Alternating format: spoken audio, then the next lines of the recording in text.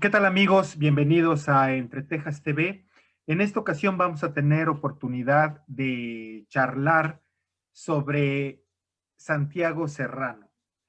Santiago Serrano es uno de los poetas vanguardistas chiapanecos, importante, muy conocido en los círculos de los enterados, de los literatos, de la academia, pero bastante desconocido para el común de los mortales. Por eso es que hemos tomado la decisión de conversar sobre él. Nos dará justamente esta oportunidad el doctor Sareli Martínez Mendoza. Él cursó la licenciatura en periodismo en la Escuela de Periodismo Carlos Septién García, realizó estudios de maestría en Ciencias de Comunicación en la Facultad de Ciencias Políticas y Sociales de la UNAM y se doctoró en Ciencias de la Información en la Universidad Complutense de Madrid. Es profesor de tiempo completo por oposición desde 1991 en la Universidad Autónoma de Chiapas y es miembro del Sistema Nacional de Investigadores. Es colaborador de la revista Nexos y del portal Chiapas Paralelo. Es autor de La prensa maniatada, periodismo contemporáneo en Chiapas y la condición del periodista en Chiapas, tema que tratamos en un programa anterior. Y otro libro suyo de reciente aparición es Santiago Serrano, El periódico y el verso. Y es justamente en este sentido la afición por la prensa que tenemos y que es un especialista, el doctor Sareli Martínez, para hablarnos de Santiago Serrano en su faceta periodística, porque fue sumamente destacada y profusa. ¿Qué tal, Sareli? Buenas tardes en esta ocasión. Qué gusto tenerte nuevamente en el programa con este tema sobre Santiago Serrano y su labor periodística y, y un esbozo biográfico de él que tiene también una vida muy interesante. Luis, pues primero agradecerte por este espacio que me parece fundamental en la difusión de la cultura. Y pues sí, nos congrega por invitación tuya un personaje que es fascinante, que es Santiago Serrano, que le toca vivir pues la revolución, parte de la revolución mexicana y sobre todo el periodo postrevolucionario. Cubre toda esa etapa, sobre todo el periodo postrevolucionario, como periodista y un poeta bastante destacado, de tal manera que esa generación de Santiago Serrano, pues se conoce precisamente como la generación de Chanti. Por donde lo veamos, es un personaje novelesco, es un personaje fascinante, aventurero. Por el otro, es un buen periodista, es un buen escritor y me parece que además es un poeta destacado y rescatable que hay que conocer. Entonces, por eso decidí hacer este trabajo sobre Santiago Serrano, además de que es originario del pueblo al que creo pertenecer y me siento pertenecer, que es Suchiapa. Entonces, él era surimbo, nació ahí, pero emigró desde muy joven a Tuxtla Gutiérrez, después a la Ciudad de México y a Guatemala. Entonces, pues estamos aquí para comentar de este personaje que creo que vale la pena, del que vale la pena hablar.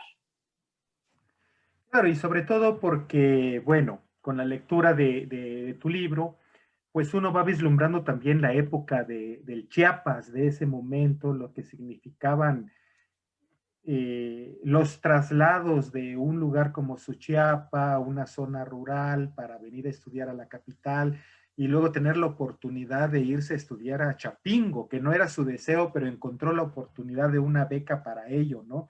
¿Por qué no nos cuentas un poco de la conformación de la infancia, de la juventud de Chanti Serrano, como se le conoce regularmente?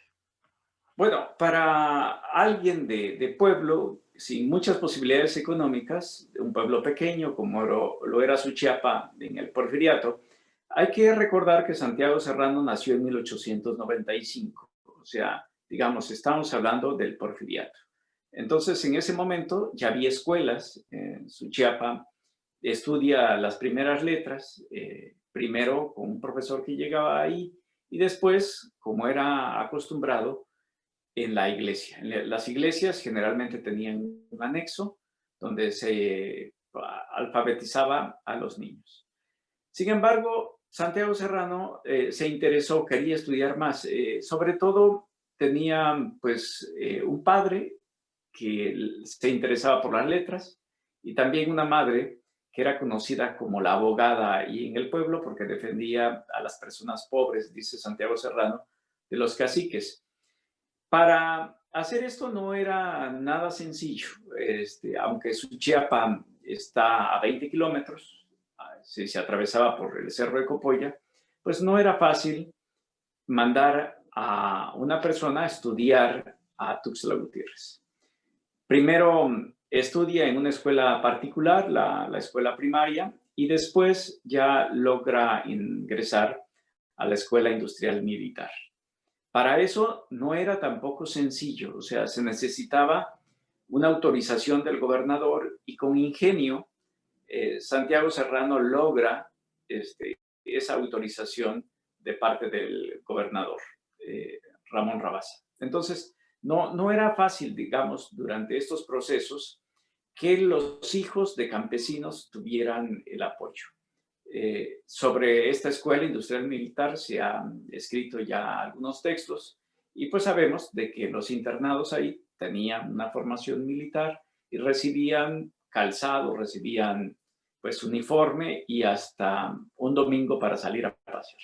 Entonces, de otra manera, Santiago Serrano no habría podido estudiar porque su familia no se lo permitía. No se lo permitía, digamos, las condiciones económicas, porque su papá, pues, era agricultor y también un tanto músico. Tenía una banda en el pueblo, tocaba la marimba, tocaba el acordeón. También Santiago Serrano es un marimbista, o sea, desde muy chico ya tocaba la marimba. No es un intérprete consumado de marimba, digamos, es alguien que le gusta interpretar la marimba, y que incluso cuando se va a la Ciudad de México, porque también para irse a la Ciudad de México, pues tenía que gozar de una beca. En ese tiempo, los gobiernos de los estados tenían la posibilidad de tener 2 o 4 becas, dependía de las gestiones que hiciera.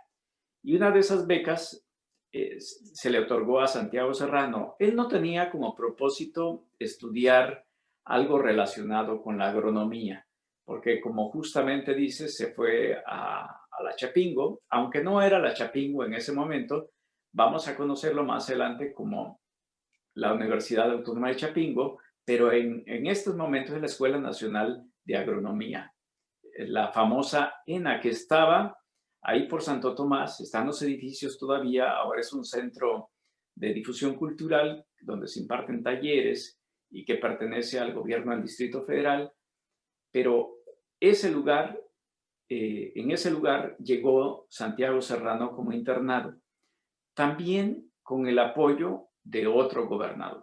O sea, no podía por sus propios medios viajar a la Ciudad de México y poderse mantener así, sino que va con un apoyo que le otorga el gobierno del estado y así puede ingresar a la famosa Escuela Nacional de Agricultura o de Agronomía. Es agricultura en realidad.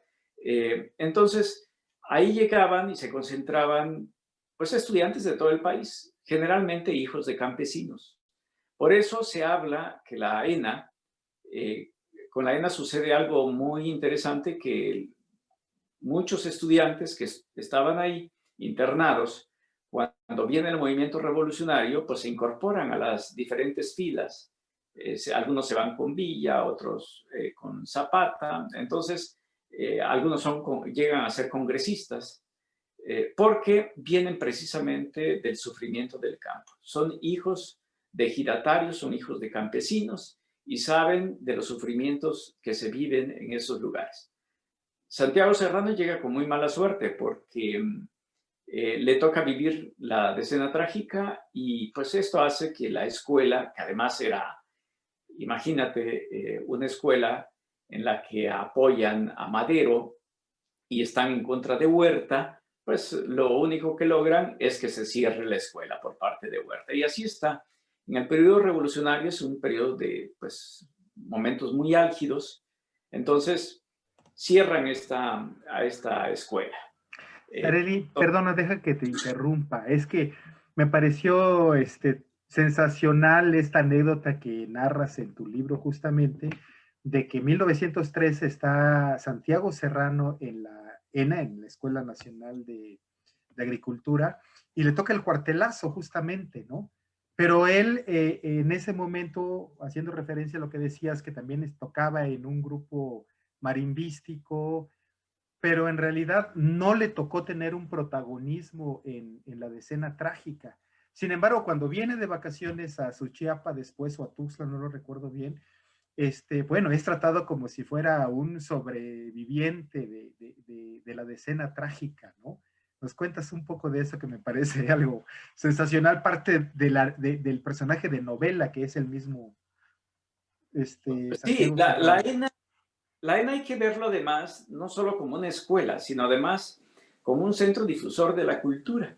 Entonces eso le llamó mucho la atención a Santiago Serrano porque había reuniones culturales entre semana donde pues los alumnos demostraban su talento, algunos tocaban, tocando acordeón, cantando, pues declamando, y Santiago Serrano no tenía ninguna de estas habilidades, pero sabía tocar la marimba, lo había tocado al menos de niño. Después se había olvidado de esto y pues se encuentra ya porque estaba lleno de chiapanecos, ¿no? Entonces, estaba el hijo del maestro Cuarteros, que el papá había sido director de la banda de música de gobierno del estado. Entonces, él hace un grupo marimbístico, forman una marimba y justamente el día del cuartelazo, dice Santiago Serrano, encontré en unos textos donde recuerda este momento, que un estudiante de la ENA les había pedido de que llevaran serenata a su novia. Entonces, Santiago Serrano se va a esta serenata y de repente empiezan a escuchar pues balazos. Ellos pensaban que era una celebración, ¿no? Pero no era así. Realmente lo que estaba viviendo es esta represión que iba a vivir el presidente Madero.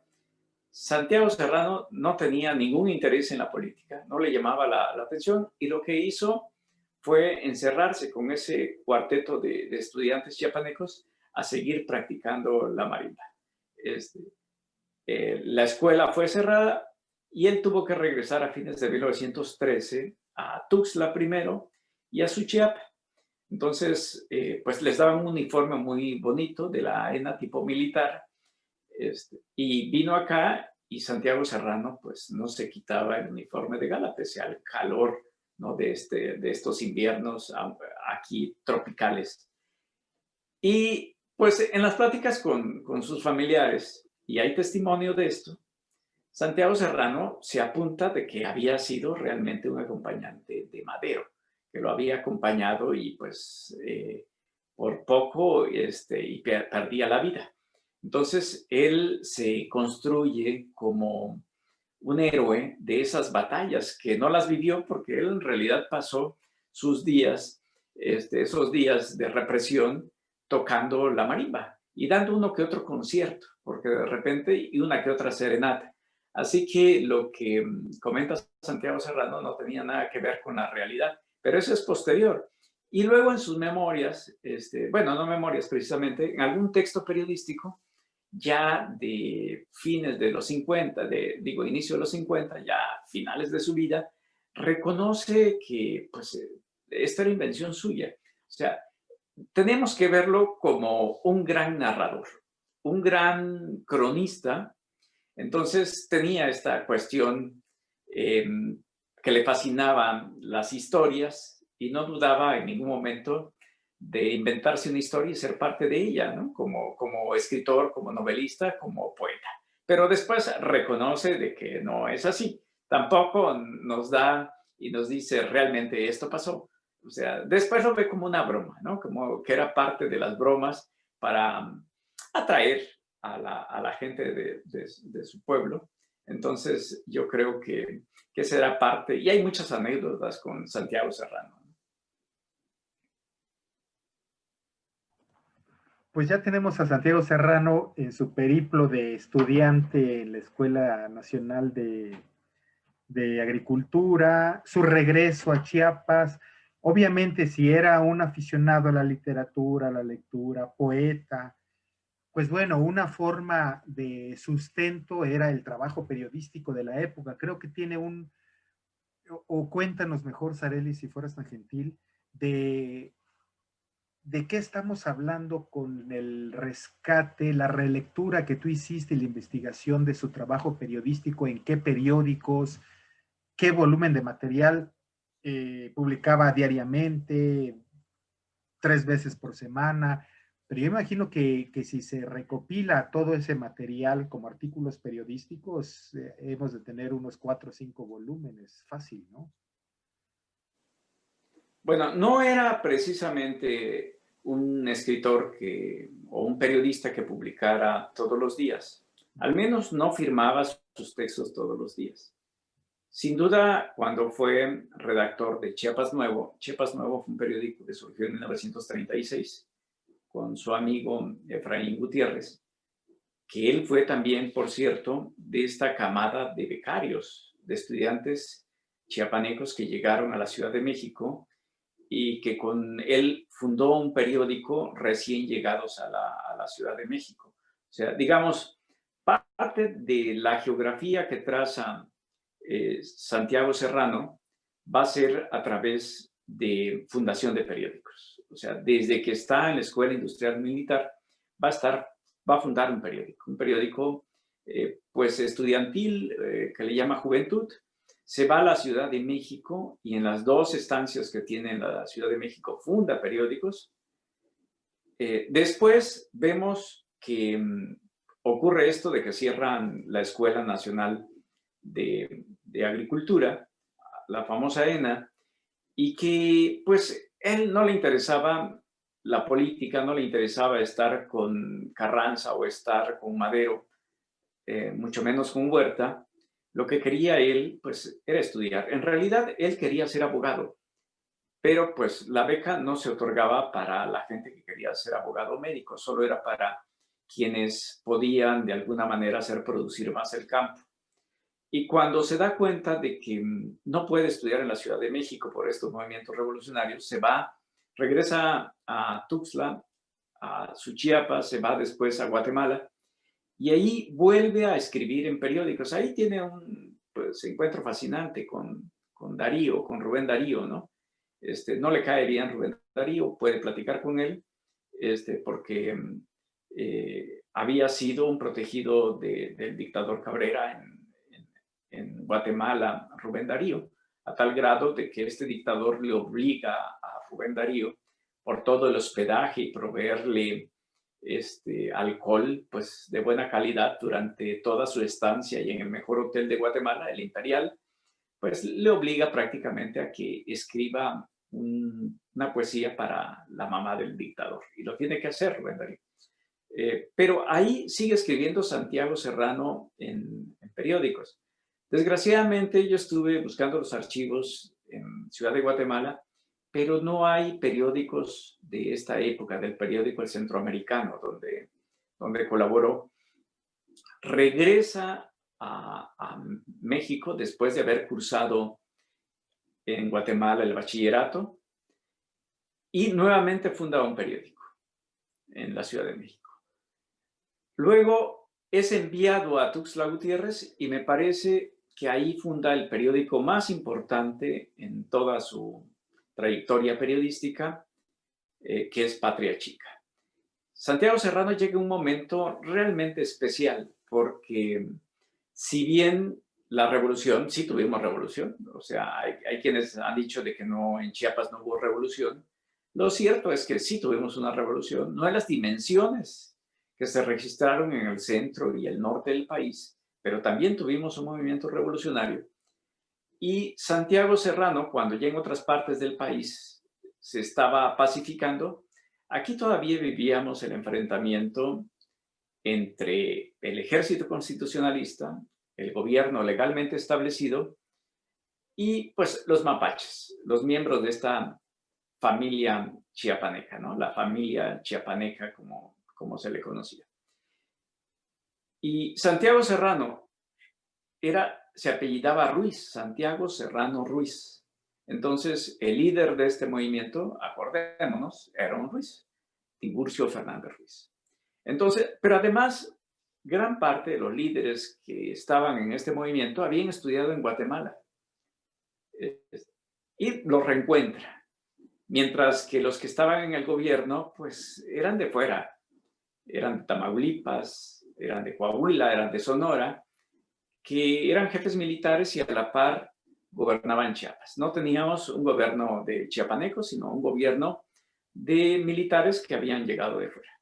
Entonces, cuando viene en una embajada... Perdona, no me aguanto las ganas de hacer la broma y el comentario con respecto a que los fuereños vienen a gobernar nuestro estado, ¿no? Desde entonces. Pero bueno. Sí. No, pero eso lo denuncia además Santiago Serrano, o sea, porque como él es parte de esta familia chiapaneca, cuando ve que están gobernados por ellos, simpatiza con los mapaches, porque los mapaches lo que defienden es el terruño, es la propiedad, aun cuando fueran caciques también ellos, o sea, pero eran los caciques nuestros. No hay por dónde hacerse. Entonces, cuando él llega y ve este enfrentamiento entre mapaches y carrancistas de alguna manera, que ninguno de los dos se salva si hacemos un análisis. Todos tienen cuestiones que podríamos criticarles. Lo importante es cómo se involucra y desde dónde lo quiere ver. Él se sentía poeta, escritor y periodista. Entonces, para participar en este movimiento y tomar partido, lo que hace es fundar un periódico. Fundar el periódico más importante de su vida, decíamos, de su trayectoria periodística, que va a ser La Patria Chica. La Patria Chica es fundamental, porque en ese momento nadie se atrevía a defender a los mapaches. Él es la voz discordante dentro de los periódicos en Chiapas que defienden a los mapaches, pero no solo eso. Saben dónde está, dónde vive Santiago Serrano, dónde están las oficinas del periódico, y además realiza textos que son inusuales en su momento, crónicas periodísticas estupendas, como la visita que hace al campamento mapache y que lo publica en varias entregas en este periódico, que además es un periódico bisemanal. Santiago Serrano no colabora de manera continua en los periódicos, digamos, de manera diaria, primero porque en ese momento no hay periódicos diarios. El periódico diario, ya digamos, formal, va a surgir en 1847, cuando él de alguna manera ya está un tanto retirado de la actividad pública en el periodismo. Entonces, él publica 2 veces a la semana y ese periódico, ahí me parece que conocemos al Gran Chanti, el Gran Chanti de la ironía, del humor. Es realmente fascinante poderlo leer en eso. Hace algún tiempo estaban estos periódicos ahí en línea, los quitó por un buen rato la Universidad de Ciencia y Arte de Chiapas, la UNICACH. Esperamos que pronto estén por ahí, porque bien vale la pena bucear sobre estos periódicos. Entonces, perdóname, hablabas del periódico en 1947 y es Patria Chica. La Patria Chica. Poquito. No, el periódico que te referías, último donde. 1919, La Patria 1919. Chica. 1919, no es de... O sea, digamos, ese es el momento de juventud. En ese tiempo, Santiago Serrano tiene 24 años, es un periodista sumamente combativo, pero además es un momento de realmente mucha producción, tanto en la poesía como hasta en un intento de novela que hace, como periodista. En Santiago Serrano era muy usual que utilizara algunos seudónimos. Entonces los utiliza en este momento para adoptar diversos personajes. Entonces, esta etapa que cuando regresa a la Ciudad de México en 1919, vemos que en otras partes del país, decíamos, ya está pacificado, Sin embargo, aquí todavía hay enfrentamientos. Entonces, se incorpora con este periódico. Este periódico se publica en 1920, 19, 1920. Una vez que triunfa el movimiento mapache, pues desaparece también este periódico y ya funda otro. Uno totalmente apegado al gobierno mapache, un periódico semioficial o bastante oficial, que le va a llamar Evolución. Entonces ya no es el chanti contestatario contra el gobierno, sino un chanti complacido con el gobierno que ha llegado y que pues dirige Tiburcio Fernández. O sea, ese es, digamos, hasta 1923. Pero es una etapa sumamente productiva en su vida. Déjame preguntarte algo, por favor. Bueno, tú eres especialista en el tema periodístico y creo que me vas a dar muchas luces al respecto. Por lo regular hay reporteros que tienen un gran olfato periodístico, saben dónde está la noticia, saben cómo reportear, cómo ir al campamento mapache y hacer la crónica o hacer el reportaje y todo, ¿no? Y por otro lado hay también reporteros que no tienen ese olfato periodístico tan desarrollado, pero tienen mucho oficio, escriben muy bien, tienen una magnífica prosa, y los hay, los que tienen ambas cosas. ¿Sería este el caso de Santiago Serrano por su formación literaria? Es decir, ¿tenía esta agudeza en el olfato periodístico? No, Porque hay Santiago articulistas, ¿no? no le interesaba mucho la cuestión del olfato periodístico. Él, al revisar sus textos, lo que vamos a encontrar que escribe sobre la cotidianidad. A excepción de este momento, que es un momento clave, decíamos, y de enfrentamiento, y que él toma partido de manera contundente y sabe que su objetivo principal es criticar a, pues, a la parte militar y al gobierno. Después, debido también a que es amigo de los gobernadores, porque se convierte en un periodista que va a apoyar a los diferentes gobernadores. Después, hay una etapa que no colabora, que es cuando se va a vivir a Comitán, pero digamos, a partir de que regresa, incluso en Comitán funda un periódico, pero bueno, cuando regresa en 1936, funda el periódico Chiapas Nuevo. Entonces, ¿y qué escribe ahí Santiago Serrano? No es un periodista que escriba sobre las novedades que ocurren en la política o los corrillos que se digan en Palacio, y que los tenía porque pues era amigo de gobernadores y amigo de los políticos, de los diputados y senadores. No, él escribe sobre la vida cotidiana. Entonces, para eso, pues simplemente se encarga de relatar de lo que le pasa a él. Por eso digo que escribir este libro fue muy fácil, porque el gran tema de Santiago Serrano en sus textos periodísticos es él mismo y sus preocupaciones. Entonces, es esta vida cotidiana que ahora, vista a la distancia, por ejemplo, lo que escribió, llama mucho la atención, porque descubrimos el Tuxtla que era en el momento postrevolucionario. Entonces, no era un periodista de búsqueda de 8 columnas, era un periodista que se reía de sí mismo, es un chanti totalmente irónico, gran parte de su producción son los epigramas también, y no encontramos muchos temas políticos en esto, sino que se ríe, por ejemplo, de que va al cine y cómo está la situación del cine, o va a una lucha libre y narra, o va a comprar al mercado y pues se encuentra que el chicharrón ya subió y le preguntan por qué, pues dicen, pues es que es por la guerra de Alemania, ¿no? Entonces, digamos, todo es la vida cotidiana.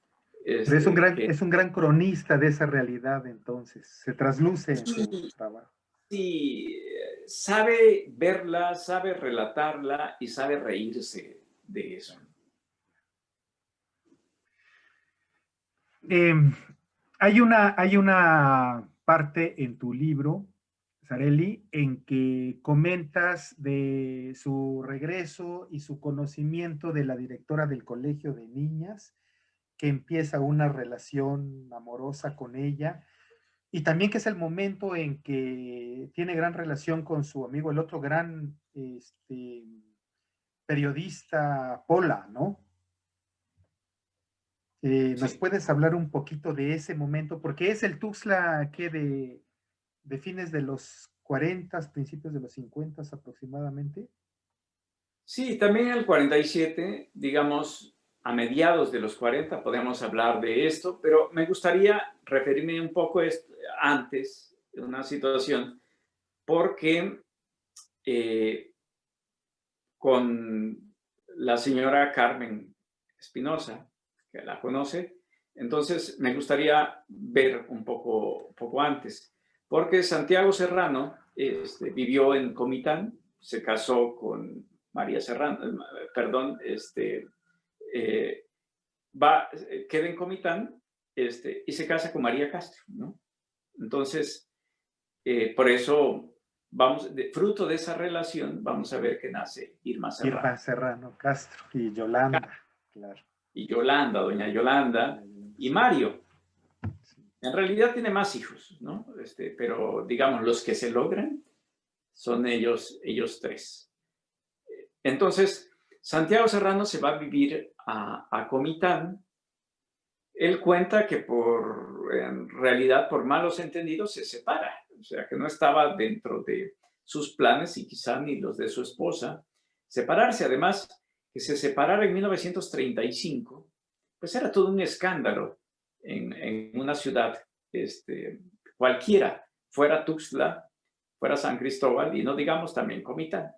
Entonces, encontré textos donde Santiago Serrano narra este escándalo que le toca vivir, pues se barajan muchas cosas de esta separación, porque Santiago Serrano había administrado una hacienda que pertenecía a su esposa, ¿no? A María Castro, que la Soledad, que está por las Margaritas, que todavía está allí el casco antiguo, que es una hacienda preciosa, y pues ahí se la pasó. Y durante ese tiempo Santiago Serrano, hubo una temporada que sí visitó los casinos, que fue parte de su vida, y después se ausentó.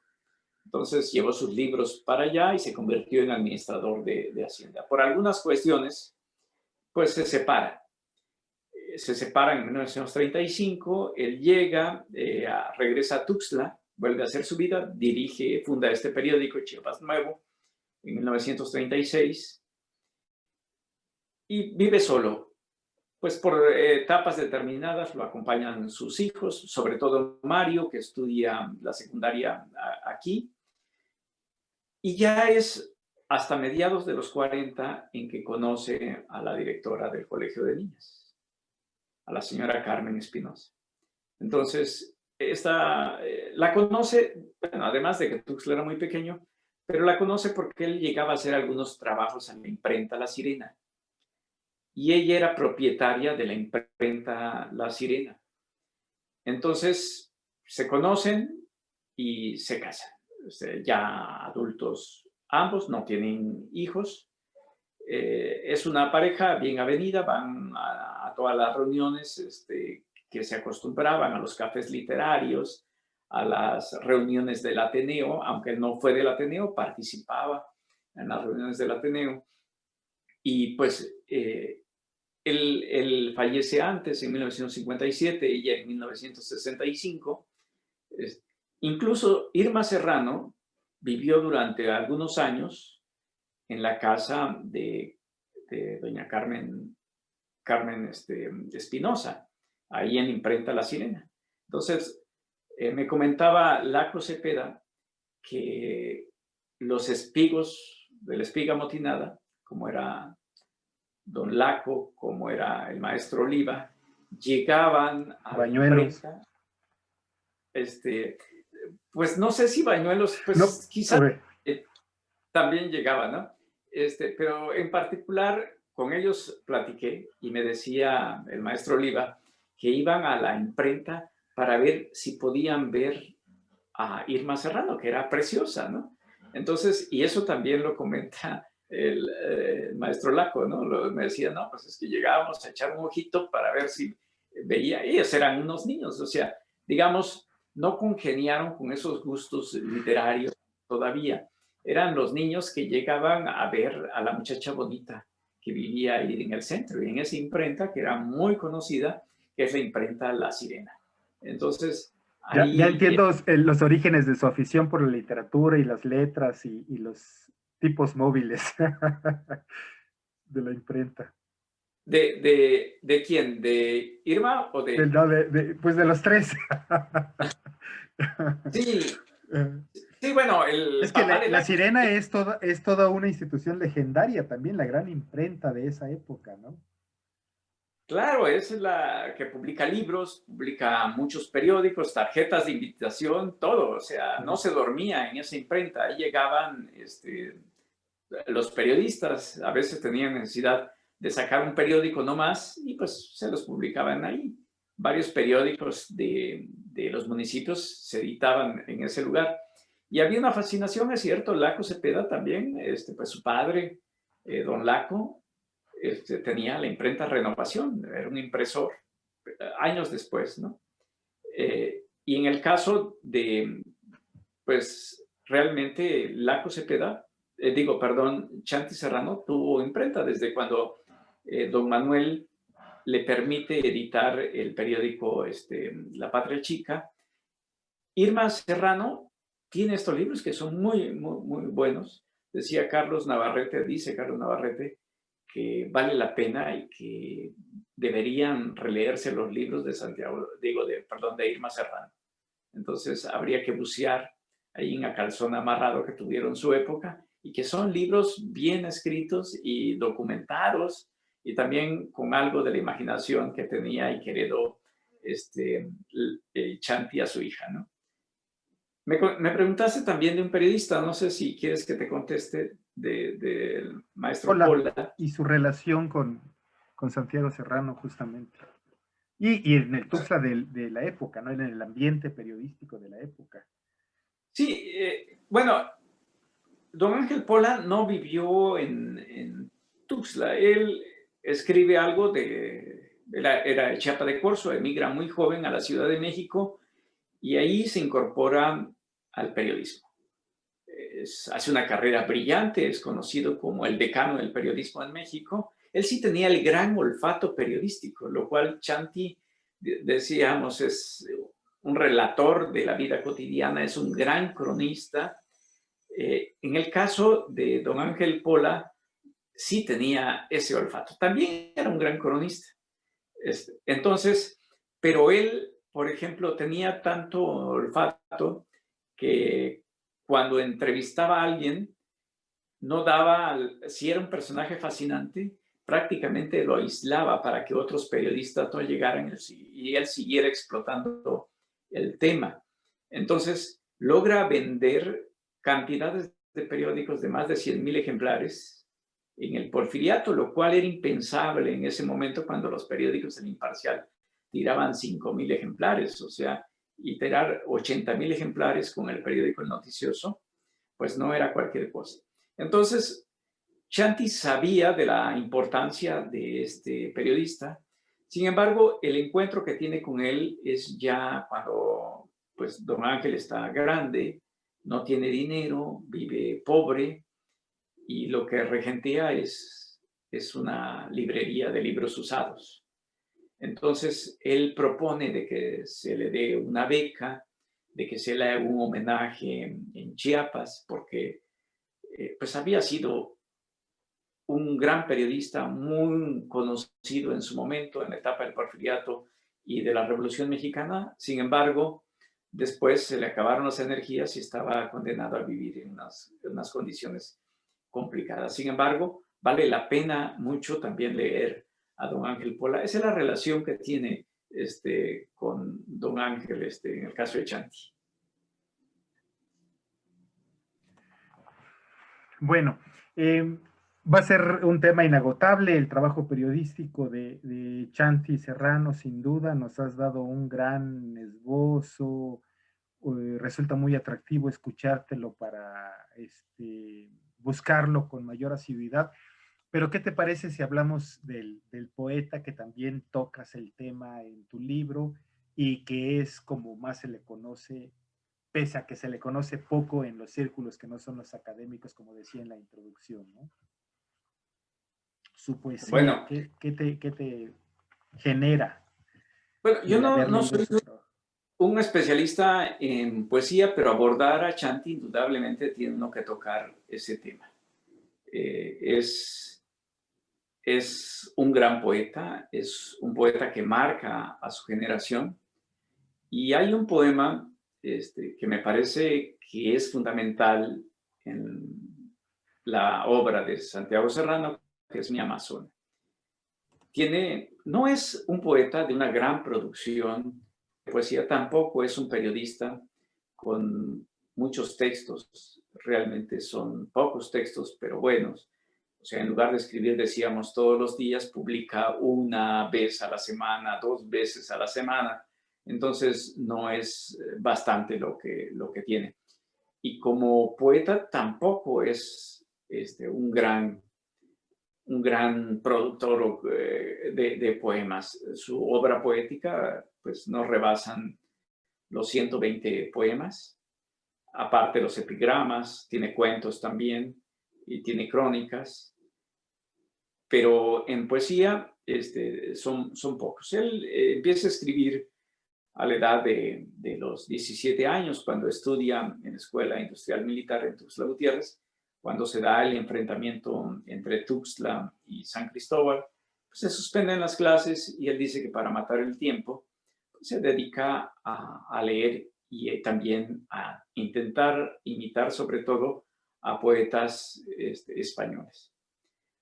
Le sale muy bien, le escribe un poema a su madre, se publica en una revista de Yucatán, otra en la Ciudad de México y publica algo en un periódico tuxtleco. Cuando se va a Guatemala, pues sigue escribiendo poesía y sigue siendo periodista. Pero la poesía lo dejaba para los momentos que él le llamaba estar de vena, ¿no? Entonces, y esos momentos los esperaba, no tenía, digamos, una disciplina, un horario para escribir, sino que escribía un poema cuando le llegaba la inspiración, cuando estaba de vena. Y de Guatemala, él cuenta que cuando sale de la ciudad de Guatemala, regresa a la Ciudad de México, pues toma un barco para llegar a Manzanillo. Sin embargo, pues él decide irse hasta San Francisco. Y de San Francisco dice que viaja a Nueva York, y esto le sirve inspiración para escribir su poema, decíamos, más famoso, Mi Amazona, que está fechado en 1917 en New York, nada menos que en New York le puso. Y alrededor de este poema se ha escrito mucho. Primero, por el fechaje, pues no se sabía bien dónde lo había publicado. La mayoría de que había escrito sobre este poema decía que se había escrito, por supuesto, en Nueva York. Si estaba fechado en Nueva York, pues había sido escrito ahí. Lo que digo en mi libro es que realmente Chanti no lo escribió en Nueva York, sino lo escribió en México. Hasta es posible que lo haya escrito ni siquiera en la Ciudad de México, sino en Tuxtla Gutiérrez, en el momento candente del enfrentamiento entre mapaches y carrancistas. Entonces, es un gran poema. Es un poema que, pues, mucha gente se lo sabe de memoria, ¿no? Pero además me parece que es un poema que está a la vanguardia. Tenemos pocos poemas como ese cuando lo escribe en 1917, si realmente lo escribió en 1917, es posible que lo haya escrito incluso después, ¿no? Porque se publica realmente en 1923. Entonces puede ser que se haya publicado, se haya escrito por esas fechas. En 1923 aparecen los mejores poemas de su producción literaria. Entonces, aparece también un libro que es una apología de los mapaches, que pues, se llama Chiapas Revolucionario. El primer libro de poemas lo publica en la Ciudad de México, que se llama Las Palomas de la Tarde, ¿no? Y luego ya tiene este libro de 1923, La Canción del Grumete, y a partir de ahí vamos a ver que la producción de Chanti en cuanto a poemas va a disminuir mucho y se va a repetir una y otra vez con algunos cambios en los poemas. Pero su último libro, que se llama Playa a la Vista, va a reunir sus poemas y en gran parte este poema de Mi Amazonia. Pues sin duda que después de conversar contigo, Sareli, y las luces que nos da sobre el trabajo periodístico, pero también literario, poético de Santiago Serrano, habrá quienes, a quienes se les despertará el interés de buscar su obra, de leerla. Creo que ahora ya se puede conseguir en la web, ¿no? Es muy probable. Y pues te queremos agradecer esta oportunidad que nos das de habernos acercado a ese gran personaje, como varios otros hay en Chiapas, poetas, creadores, escritores, y que vamos a ir transitando por este camino de irnos acercándonos a ellos con los estudiosos, como es el caso tuyo. Muchísimas gracias, Sareli. Pues no sé si quieras comentar algo más. Pues ojalá, muchas gracias primero, y ojalá que la obra de Chanti Serrano se difunda. Reuní por ahí sus poemas, su producción literaria. No tengo autorización de la familia todavía para publicarlo. Espero que en algún momento se pueda, porque me parece que es un poeta, un periodista, un escritor de cuentos realmente fascinante, realmente importante, que deberíamos conocerlo. Entonces, lo que le falta a Santiago Serrano, me parece, es difundirlo. Gracias por este espacio de difusión a ti, Luis, porque de esa manera conocemos más a personajes como estos, que deben estar dentro de, pues, no sé, como de lo más notable, como una galería de los personajes más notables de Chiapas. Sí, efectivamente, esa es la idea. Perdóname que te pregunte esto, porque yo no conozco los cuentos de Chanti Serrano.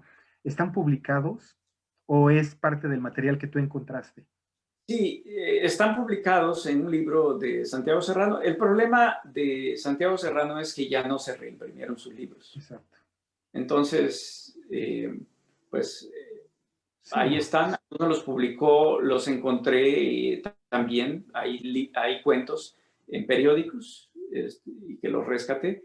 Pero, digamos, tanto sus libros como lo que publicó en un periódico ya no se reeditaron. Creo que por eso cada vez más la figura de Chanti nos parece nebulosa, porque le falta difusión.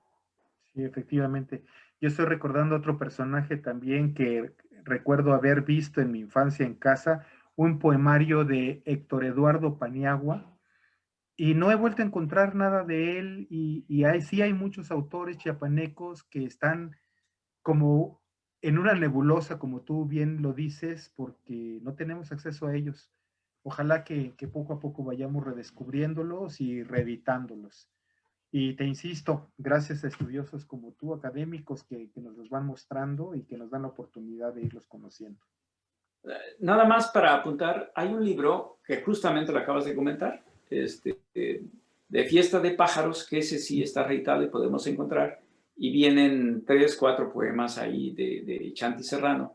Es un libro que se reeditó, que me parece que se publicó en 1933, pero ahí reúne en Fiesta de Pájaros a los mejores poetas del momento, y ahí aparece Chanti Serrano. Entonces, creo que hay una deuda con estos poetas, con estos escritores, incluso pensadores, digamos, que tenemos con ellos, y nuestro deber me parece que es difundirlos. Y por eso creo que este espacio llena perfectamente ese deber que tenemos con estos personajes. Sí, ese es el cometido justamente. Pues muchísimas gracias, Arely. Y muchas gracias a ustedes que nos acompañaron en este programa de Entre Tejas TV. Nos vemos a la siguiente ocasión. Cuídense mucho, que estén bien. Hasta luego. Hasta luego, Hasta luego, gracias. Sareli.